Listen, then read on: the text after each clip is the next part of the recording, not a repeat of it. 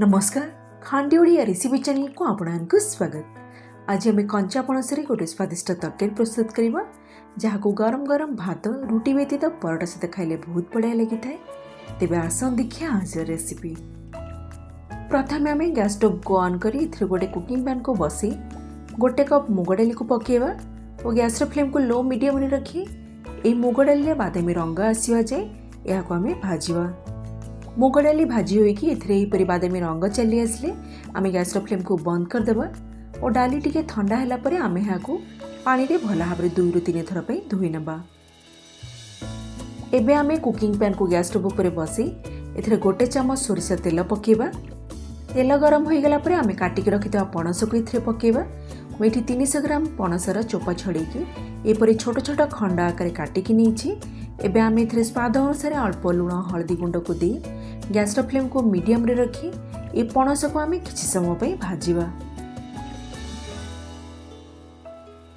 पणस भाजी होईकि टिके नरम हो गला परे और पणस रे एहीपरि बादामी रंग चली आसले आम यहाँ गोटे प्लेट को काढ़ी देबा और यार तरकारी को बनैया पई ए समान कुकिंग पैन रे आम आउ किछि सोरिष तेल को पकेबा। कुकिंग पैन रे आम 2 बड़ चामच सोरिष तेल पकेबा। तेल भल भाव में गरम हो गला परे आम एथिरे आधा टीस्पून गोटा जीरा किछि खंड दालचीनी 2टी गुजराती 2टी सुखिला लंका और गोटे तेजपत्र को पकेबा। गैस फ्लेम को लो मीडियम रे रखी गोटा मसला को किछि समय पई भाजिया परे आम एथिरे किछि कटा पियाज पकेबा। मु एठी गोटे बड़ पियाज को एहीपरि पतला और लंबा आकार काटी नहीं। वर्तमान आम गैस फ्लेम को मीडियम रे रखी ए पियाज रे बादामी रंग आसवा जाए यह आम भाजिबा।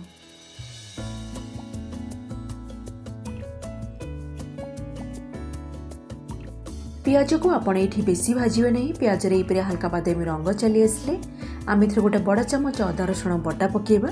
यह सहित स्वाद अनुसार हलदी गुंड और लंका गुंड को पके अल्प पानी देकी ए अदा रसुण कंचा बास्ना जीवा जाए यह आम किछि समय पे कसिबा।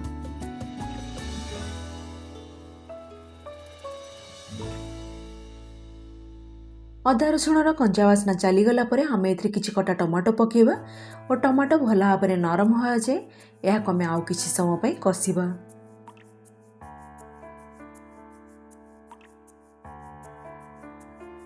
टमाटो नरम होईकि मसला तेल एहीपरि भल भाव में अलगा हो गला आम आगुरी भाजिक रखिथिबा पणस को एथिरे पकेबा।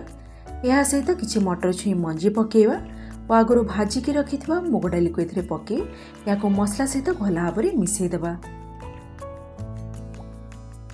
मुग डाली को भाजिया पर मैं यहाँ पानी रे भल भाव में धोई नहीं। एबे आम यही सब को थरे भल भाव में मसला सहित मिसई देबा। यह सहित एथिरे आम गोटे टीस्पून जीरा गुंड और 2 टीस्पून रेडीमेड करी पाउडर को पके या आम 2 ରୁ 3 मिनिट पई भल भाव में कसिबा।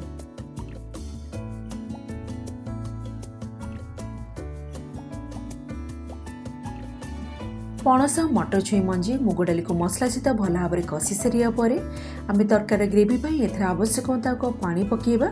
मुझे 1.5 ग्लास गरम पानी व्यवहार करिछि। डाली पड़ी आपण तरकारी ग्रेवी को बनैया समय पानी परिमाण टिके अधिक पकेबे नचेत ठंडा है पर बेसी गाढ़ हो। तरकारी ग्रेवी पई एथिरे आवश्यक मुताबिक पानी को दे सारिया परे आम एथिरे स्वाद अनुसार लुण पकेबा।